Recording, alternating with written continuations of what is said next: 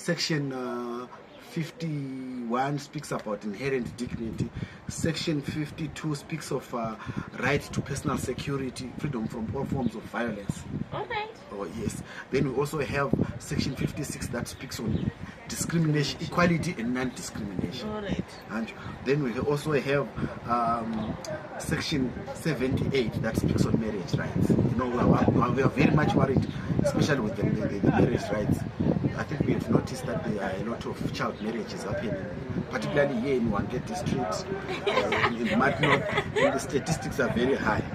So there's need for us to intervene as youths, come up with programming that will also protect our peers. Then I also speak of Section 8, the one that speaks on women's rights. Then we also have Section 124 that speaks on the quota, the women's quota in Parliament, including the new 30% that was included, that was put at local authority level, where we have councillors now. The whole idea was to increase women representation in politics and decision making. So those are some of the constitutional provisions that we monitor their implementation as an institution. Then the second function of the commission in terms of Section 246, it's receiving complaints, receiving and considering complaints. So us as an institution, we receive any engendered violations that you might have happened, anything that you feel you were violated from a gender from a gender perspective, you can seek audience with the commission. Then we also investigate possible violations. So some of these cases that we receive, you find out that we have a mandate of investigating, so that we really appreciate some of these violations that are there. Remember, the commission doesn't represent. When one comes to report, we don't look at that person as an individual, but we look at it from a national context. We are saying, if someone reports this, what about those others who are not, who don't have the voice to speak on these issues? So that's why that is what we do. And then our fourth function is to conduct research into issues relating to gender, and possibly we'll try to address. There are some laws which are systemic in nature. There are some laws that are barriers in nature. So we need evidence, just like maybe the issue of child marriages. Remember previously, in terms of the law codification, Section 70, it spoke of consent at 16 years. But at the same time, the Constitution says a minor is someone who's below 18 years. Exactly. So we try to address that. Now, it's now, so the amendment is still working on Section 70, to say anyone who's below 18 is a minor. So we're also trying to fight these child marriages and sexual exploitation of young persons. Okay, so thank you that you're mainly focusing on the youth.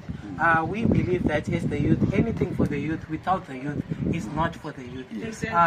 So my next question is, you were talking about child marriages, you were talking about Section 17, which states that the state is in charge of the children and all that. You also talked about the age of consent. From the last time I checked, it was revised to 18, if I'm not mistaken, which is a great movement that you're doing. So what programs are there for the youth that can help my youth could are involved in learning these agendas for the commission? I think the commission has been trying a lot in terms of our programming, because we also have thematic working groups. In these thematic working groups, they've got a variety, and they also appreciate the generational context. I think it's one of the contemporary trends that actually can ensure that there's sustainability. Having all the groups in one basket, it helps one to come up with to appreciate all the groups of people. So we have these young persons in our thematic working groups, and again we have been doing programming with universities, tertiary institutions, where we are conducting gender and sexual harassment trainings. Remember, there's been a lot of talk with regards to sexual harassment, particularly in universities. So I think we have been conducting such programs, and most of the universities now, I can safely say, they now have what we call sexual harassment policies in trying to address sexual harassment in that space. So we have been doing very, very well.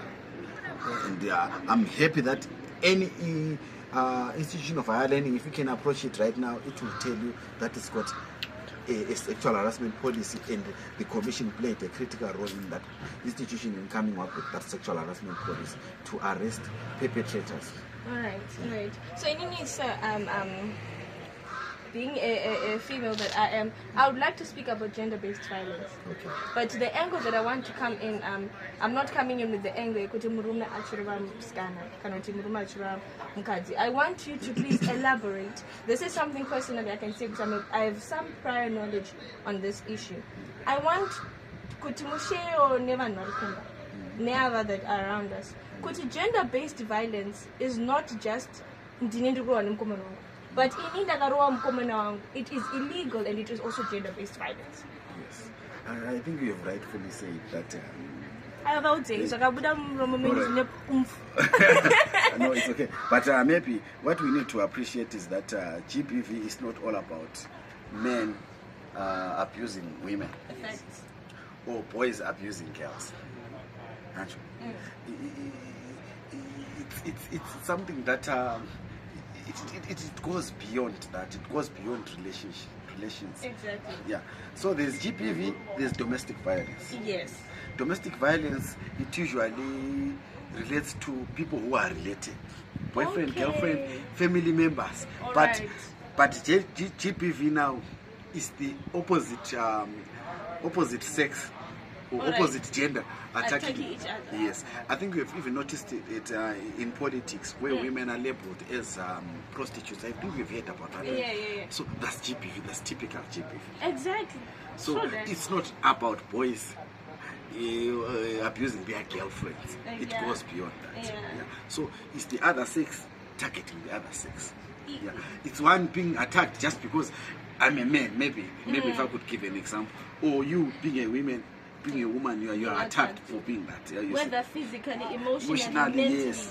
Because one of the things that hurts our society is mashoko more than violence. Yes. There's a lot of toxic relationships that are going on that we are seeing as if though they are normal. Even the way people are speaking to each other, we are hurting and we are confused. So thank you very much for sharing this. But I have an additional question. I want to now get into the sports segment, Nancy.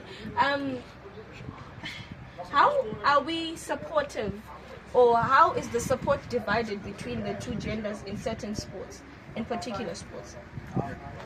Okay, I understand that, but as I said, that the commission recognizes both men and women equally. So we always feel that if you are capable of doing anything or any other sport, even soccer, we feel you should be given that opportunity. Remember what I said about section 246 subsection B, where I said we receive complaints. If you feel you have been violated, or you have been I don't know what term can I use, or you have been deprived of an opportunity just because, you can seek redress with the commission. All right.